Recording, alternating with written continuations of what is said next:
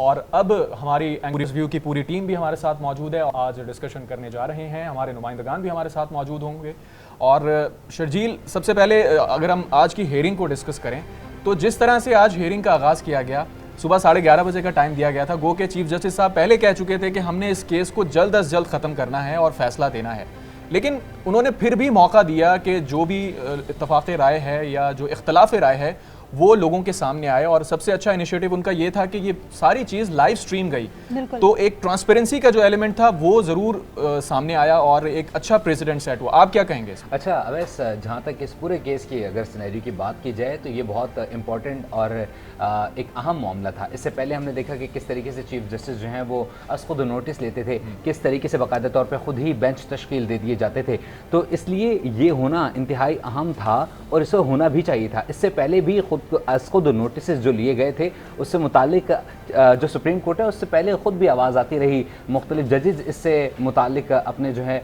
वो खदशात जाहिर करते रहे कि किस तरीके से खुद नोटिस लिया जाता है और किस तरीके से नुकसान होता है। आपने देखा कि जिस तरीके से अभी पंजाब में इलेक्शन की बारी आई थी, खुद नोटिस ले लिया गया, फिर इदारों को सामने आकर जवाब देने पड़े। सो आई गेस कि ये बहुत अच्छा अमल है और उसे बहुत पहले हो जाना चाहिए था, लेकिन उम्मीद की जाती है कि जो से पहले रवायत कायम रही है। बहुत सारे लोगों का ख्याल इसमें ये होंगे तो फिर बहुत सारे लोगों का लीगल फ्रेटर्निटी में से ही ये ख्याल है कि ये अगर फैसला इस तरह से किया गया है तो ये शायद सुप्रीम कोर्ट के इख्तियारात को महदूद करने के लिए किया गया है। नवीद अकबर हमारे नुमाइंदे इस्लामाबाद से में ज्वाइन कर चुके हैं, उनसे मजीद तफसीलात लेते हैं। नवीद, जिस तरह से चीफ जस्टिस साहब ने कहा था कि इत्तफाक़ राय होने की बुनियाद पर हम फैसला देंगे वरना फैसले को रिजर्व रखा जाएगा, फिर 10-5 से ये फैसला सामने आया है और इख्तलाफी नोट भी सामने आए हैं। तो इत्तफाक़ी राय क्या समझते हैं? लीगल फ्रेटर्निटी क्या कह रही है, इत्तफाक़ी राय है? जी, इत्तफाक़ राय से जो चीफ जस्टिस पाकिस्तान जस्टिस काजी फायद ईसा का मतलब था वो फैसला सुनाने के हवाले से इत्तफाक़ राय था, ना कि फैसले के हवाले से। फैसला सुनाने के हवाले से, जजमेंट के हवाले से था कि जजमेंट सुनाई जाएगी कि नहीं, इस हवाले से इत्तफाक़ राय की बात की थी। उन्होंने ये नहीं कहा था कि इत्तफाक़ राय तमाम 15 जजेस का होगा तो फैसला सुनाया जाएगा। फैसला इत्तफाक़ राय से नहीं, सुप्रीम कोर्ट का फैसला जो है वो 10-5 से आया है, बड़ा वाज़ेह फैसला है। और जो सुप्रीम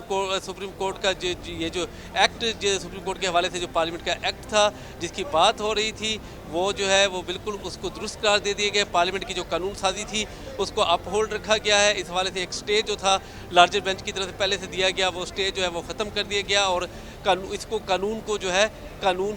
को बिल्कुल कह दिया गया है कि ये कानून दुरुस्त तरीके से बना है। 191 का बार बार हवाला दिया जाता रहा और ये केस जो है ये 10-5 के उसी अक्सरियत से जो है इस केस का फैसला आया है। और ये इस फैसले में बड़ा वाज़ेह है कि जो सुप्रीम कोर्ट का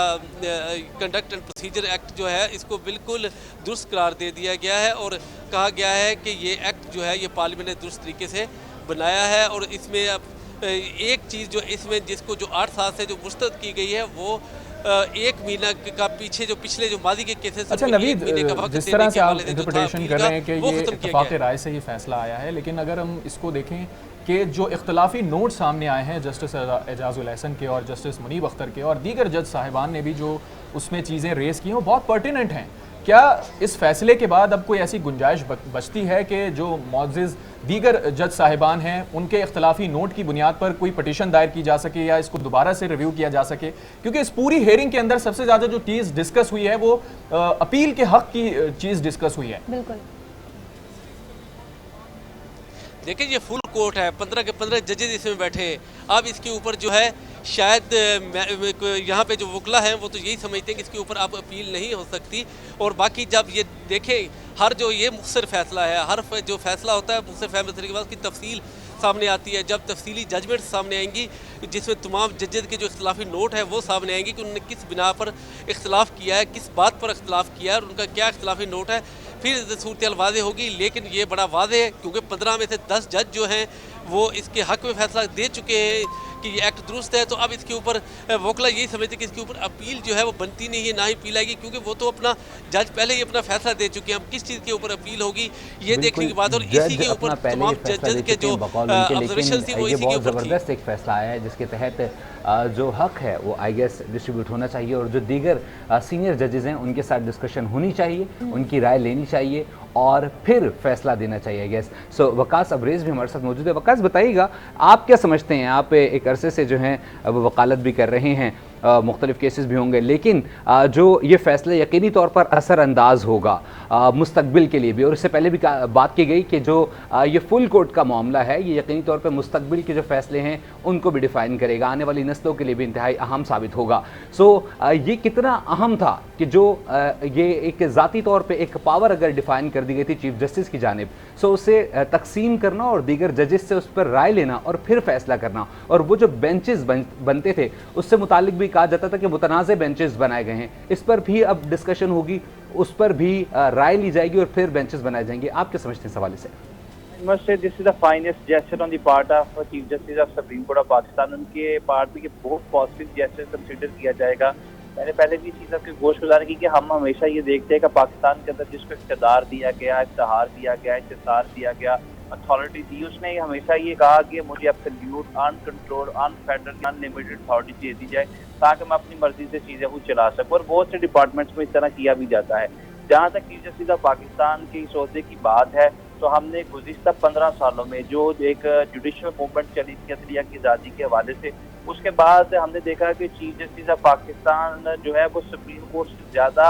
खुद जो है वो ज़ाहिर मजबूत नज़र आती थी। इतनी सुप्रीम कोर्ट मजबूत नज़र नहीं आती थी या तंदुरुस्त तवाना या ताकतवर नज़र नहीं आती थी, जिस तरह चीफ जस्टिस ऑफ पाकिस्तान का योद्धा जो था एक लाइव होता नजर आता था, जिसके अंदर हमने देखा कि डिफरेंट इश्यूज के हवाले से, कोई छोटा इशू है या बड़ा इशू है, उनकी ये स्वाबदीदी पावर थी कि वो किसके ऊपर सो मोटर जुरिस्डिक्शन एक्सरसाइज करते हैं। फिर हमने देखा कि चीफ जस्टिस ऑफ पाकिस्तान को डैम बनाने के लिए चले गए, को सो मोटर जुरिस्डिक्शन एक्सरसाइज करने के लिए 184 टीम में चले गए, और फिर गुज़िश्ता 5-6 महीने के अंदर हमने एक जो मत से बनती अच्छा वकास साहब, आपसे एक चीज़ मैं ये भी जानना चाहूँगी कि जिन जजेस की जानिब से इख्तलाफी नोट सामने आया था, उस इख्तलाफी नोट में क्या तहरीर किया गया था, किस हवाले से उन्होंने इख्तलाफी नोट लिखा था? देखें, अभी तक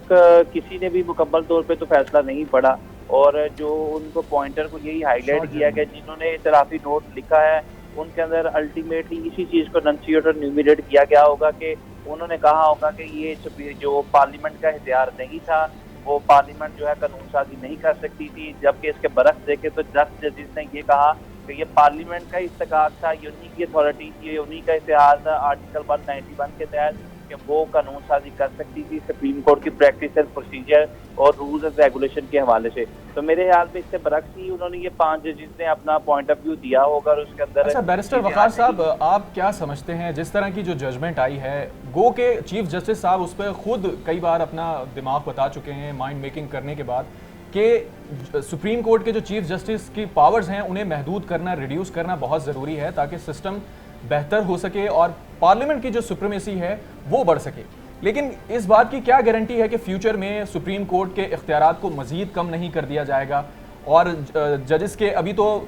जो फुल कोर्ट बनाने से मुताल्लिक इख्तियारात हैं उनसे मुताल्लिक बात हुई है, लेकिन फ्यूचर में पार्लियामेंट ऐसी कानून साजी भी कर सकती है कि सुप्रीम कोर्ट के इख्तियारात को मज़ीद कम किया जाए, क्योंकि इसी पार्लियामेंट से ऐसे कवानीन भी बन चुके हैं माजी के अंदर जिसे बाद में सुप्रीम कोर्ट की जानिब से स्ट्राइक डाउन किया गया। बिल्कुल किया गया। देखिए, हमने रिसेंटली 3-4 तरह के कवानीन देखे, जिसके अंदर हमने देखा रिव्यू एंड जजमेंट के हवाले से एक कानून था जिसमें जहांगीर तरीन को, नवाज शरीफ और दीगर जितने सियासी जमात है जिनकी केसेस जो है जिनको बासुलबान एक्ट के अंदर नाहल किया गया था, और फिर उनके लिए रिव्यू एंड जजमेंट का कानून लाया गया जो टाइम स्पेसिफिक था, पर्सन स्पेसिफिक था और रेट्रोस्पेक्टिव का एक एलिमेंट भी नजर आया, तो सुप्रीम कोर्ट से कालअदम करार दे दिया गया। यहाँ पे अभी इस जजमेंट के पढ़ाई के अंदर अगर आप देखें और आप ये कहें कि सुप्रीम कोर्ट की पावर्स को कम कर दिया, तो मेरे ख्याल में ये कहना बेजा होगा, गलत होगा, और बिल्कुल ऐसा नहीं किया गया। सुप्रीम कोर्ट के 3 लेकिन बैरिस्टर वकास साहब, चीफ जस्टिस मेरा एक आर्गुमेंट सिर्फ ले लीजिएगा, इसमें सुप्रीम कोर्ट के 3 जजेस को यह इख्तियार दे दिया गया कि कल कला अगर पार्लियामेंट कोई ऐसा कानून बनाती है जो आइन से मुतसादिम होगा, उसके खिलाफ होगा, एक chief justice of Pakistan decide नहीं करेंगे कि ये इसके ऊपर हमने बेंच कॉन्स्टिट्यूट करना है, बल्कि 3 जजेस ये डिसाइड करेंगे कि ये कानून जो है आइन से मुतसादिम है, फंडामेंटल राइट के अगेंस्ट, और हम इसके ऊपर एक बेंच बनाने जा रहे हैं, और बेंच इस केस के अंदर ये डिसाइड करेगा आया कि ये इलीगल है। इस चीज़ को बड़ा वाज़ेह कर दिया गया अवैस, आई गेस के जो अब चीफ जस्टिस हैं वो बाकायदा तौर पर, अब आप क्या चाहते हैं, इन्होंने इससे पहले भी ये बाकायदा तौर पे जस्टिस काजी फाजिल ने बहुत वाज़ेह कहा था कि आप क्या चाहते हैं कि चीफ जस्टिस से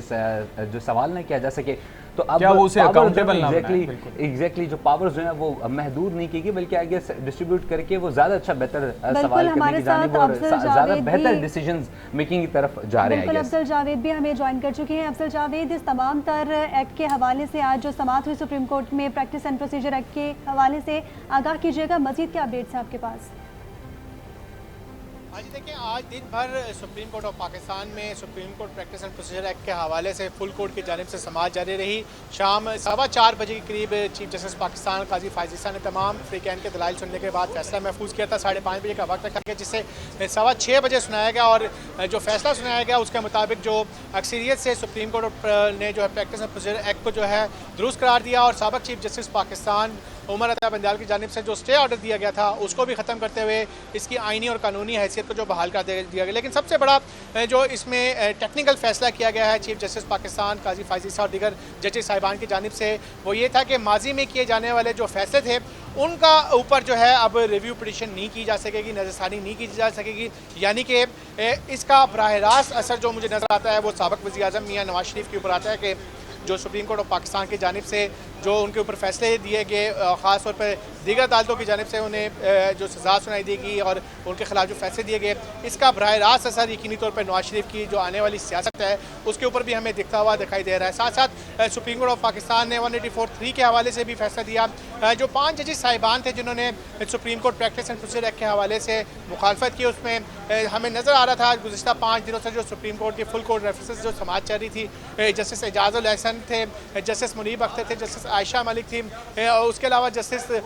दीगर जो साहिबान थे वो शामिल थे। अच्छा अफजल, यानी आप इस बात को कंफर्म कर रहे हैं कि जो टेक्निकल बुनियाद पे फैसला दिया गया है उसमें पुराने जो फैसले हैं उस पर अपील नहीं हो सकी, आप ये बात कंफर्म कर रहे हैं? जी बिल्कुल, हमने जितना इस आज अभी कुछ ही देर कबल जो रिटर्न ऑर्डर आया है और उसको हमने अंडरस्टैंड किया है उसमें हमें अब ये चीज़ खुल के सामने आ रही है कि सुप्रीम कोर्ट ऑफ पाकिस्तान की जानिब से जो फैसला तहरीरी तौर पर भी जो शॉर्ट ऑर्डर जारी कर दिया गया है उसमें चीज़ वाज़े कर दी गई है। 8 से इस चीज़ को मुस्तरद कर दिया गया है कि माजी में जो फैसले किए गए थे उसके ऊपर कोई भी स्टेक होल्डर जो है राइट ऑफ अपील का जो हक है उसको दिया जाए, उसको चीज़ को मुस्तरद कर क्या कहा गया है? जी देखिए, अभी चूँकि शॉर्ट ऑर्डर में चीफ जस्टिस पाकिस्तान ने यह बताया कि जिन मौजूद जजेस साहिबान ने मुख्तलिफ जो ऑर्डर्स थे, मुख्तलिफ शक्की थे, उनके हवाले से जो पहला जो ओवरऑल जो ऑर्डर था 10-5 से जो अक्सरियत से सुनाया गया उनमें 5 मौजूद जजेस साहिबान ने जो इख्तिलाफ किया है उस हवाले से जो तफसीली तहरीरी ऑर्डर है और जो वजूहात हैं वो बाद में जारी की जाएंगी। लेकिन जो 4 सफ़हात पर मुश्तमिल जो शॉर्ट ऑर्डर जो जारी किया गया है उसमें सिर्फ उन मुज़्ज़िज़ जजेस साहिबान के नाम दिए गए हैं जिन्होंने जो आज का फैसला सुनाया गया उससे इख्तिलाफ किया है। तो लिहाजा तमाम डिटेल वजूहात जो हैं उसके लिए हमें तमाम उस तहरीरी ऑर्डर का इंतजार करना पड़ेगा जब सुप्रीम कोर्ट ऑफ पाकिस्तान के चीफ जस्टिस और तमाम दीगर जजेस साहिबान की जानिब से कर रहे थे अदालती फैसले से मुताल्लिक, और वकास अप्रेज भी हमारे साथ मौजूद हैं, उनकी जानिब चलते हैं। वकास साहब, आप बताइएगा, ये इंतहाई अहम मामला था और 184/3 के तहत अब ये जो अदालती फ़ैसले हैं चीफ जस्टिस जो हैं बाकायदा तौर पर अब बेंच से मामला डिस्कस करेंगे, उसके तहत बेंच तश्कील किए जाएंगे और इसके यकीनी तौर पर दूर तक जो है वो असरात नज़र आएंगे। सो ये तमाम तर मामला किस तरीके से होंगे, किस तरीके से डिसाइड किया जाएगा कि इन सीनियर जजेस के साथ बाकायदा तौर पर डिस्कशन की अच्छा शर्जील, इसके साथ साथ मैं एक और बात पूछना चाहूँगी कि चीफ जस्टिस ने यह कहा था कि हमारे सामने सवाल ये है कि ये एक्ट अगर आईनी है तो ये कानून ज़रूर बनेगा और अगर नहीं होगा तो फिर ये नहीं होगा। तो क्या आगे मुस्तकबिल में ऐसा भी हो सकता है कि मज़ीद इसमें चीज़ें की जाएं, कुछ तरमीम हो सके या फिर कुछ आगे ज़्यादा अगर सुप्रीम कोर्ट के हवाले से जो इख्तियारात के हवाले से बताएं तो? देखें जी, मैं ही समझता हूँ इसके अंदर जो कानून बड़ा क्लियर है। एक चीज़ हमने ये देखनी थी कि इसमें ये कहा गया था कि 184(3) के तहत जब से ये कानून स्टे कर दिया गया था कि 3 या 4 महीने पहले जब पार्लियामेंट ने ये कानून बनाया और चीफ जस्टिस उमर अता बंदयाल ने इस पर स्टे ग्रांट कर दिया कि ये कानून जो है नाफिजुल अमल नहीं है, और फिर उसके बाद जितने भी बेंचेस बने ये भी इस्तदा की गई थी कि अगर ये कानून जो है इसको कालअदम करार ना दिया जाए तो फिर उस ज़िम्मन में जितने भी फैसले किए गए थे उमर अता बंदयाल की तरफ से और अपनी मर्जी के बेंचेस बनाए गए थे, क्योंकि कानून तो बन गया था कि वो खुद अब बेंचेस नहीं कॉन्स्टिट्यूट करेंगे बल्कि सीनियर 2 मोस्ट जजेस जो हैं वो भी उस मशावरत में शामिल होंगे। तो वो जो जितने भी फैसले 4-5 महीने में किए गए या उससे पहले जो 100 मोटो जुरिस्डिक्शन एक्सरसाइज करते हुए फैसले किए गए या 184(3) के फैसले दिए, वहाँ पे अपील का इख्तियार दे दिया जाए। तो यहाँ पे 8 साल के तनासब से जो है वो सुप्रीम कोर्ट ऑफ पाकिस्तान ने ये डिसाइड किया है कि माजी के फैसलों के ऊपर इसका इतलाक नहीं किया जाएगा। मतलब कि 4 महीने पहले, 2 महीने पहले या 1 महीने पहले जितने भी फैसले दिए गए, उसमें चीफ जस्टिस ऑफ पाकिस्तान ने जैसे भी बेंच बनाया, चाहे 3 रुकनी, 7 रुकनी, अपनी मर्जी के जजेस लगाए या जो भी किया, उसमें जो फैसला हो चुका है उस फैसले को वहीं का वहीं स्टैंड करेगा। और अब माजी जो आइंदा आने वाले मामला के अंदर जो चीफ जस्टिस ऑफ पाकिस्तान और सीनियर 2 मोस्ट जजेस ऑफ सुप्रीम कोर्ट जो है, ये 3 लोगों का पैनल बनेगा। और ठीक है, बैरिस्टर वक्कास अब्रेज़, आपके कीमती वक्त का बेहद शुक्रिया। और आज जिस तरीके से सुप्रीम कोर्ट का इंतहाई अहम फैसला आया है और उसमें वाजे कर दिया गया है कि अब जो फैसले होंगे और जो डिसीजन लिया जाएगा और जो सो मोटो लिया जाएगा उसको बाकायदा तौर पर मुकम्मल तौर पर मुशावरत के साथ किया जाएगा, यकीनी तौर पर मुल्क के लिए एक बेहतर फैसला होगा। इसी के साथ ही प्रोग्राम एंकर्स व्यू की पूरी टीम को दीजिए इजाज़त। अल्लाह निगहबान।